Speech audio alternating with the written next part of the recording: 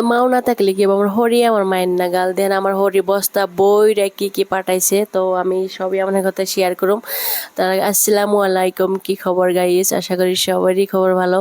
তো দেন ফার্স্টে নাই শাক দিয়ে দিছে, কারণ আমরা হুড়াতাড়া করে আয়া পড়ছিলাম, কিছু নিয়ে হেরি নেই। তারপর ছোট দেওর গাছাল ওর সাথে বস্তা বইরা পাঠাইছে। তো ওকে কি পাঠাইছে আমি সব আপনার কথা শেয়ার করুম। তারপরে কি দিছে, ও মুড়ি দিছে, দেখেন কতগুলা মুড়ি দিছে। সব তো ঘরের দানের মুড়ি তো খাই আলাদা স্বাদ। আর এটার মধ্যে বোধহয় চাইলা ওরুম আমি কটা বাইসে দিয়েছিলাম, মারে কইছিলাম যে পরে পাড়াই দিয়েন, তো পাড়াই দিছে আমার জন্য। আর এই কালার একটার মধ্যে ওটার মধ্যে মানে মহিষের ফাঁকি, জিরার ফাঁকি আর বস্তা বইরা দেন চাল দিয়ে দিছি। আমরা কোনো দিনই চাল গুয়াহাটিতে কিনা খাই না, সব ঘরে থেকে পাড়াই দেয়, গ্রামে থেকে আমার হরি হুসুর পাড়াইয়া দেয়। আর এটার মধ্যে অল্প মানে সবজি দিয়ে দিছে। আর কাডল তো আমার জামাই এত কাডল ভালো পায় কি করবেন, সেদিনকে কাডল কিনা খাইছে, তারপরেও গাছে কাডল আছে, আমার হরিকে পাকা কাডল একটা পাড়াই দিছে। তো আমার এই মিনি ব্লগটা কেমনে লাগছে আপনাকে অবশ্যই কমেন্ট করে জানাবেন।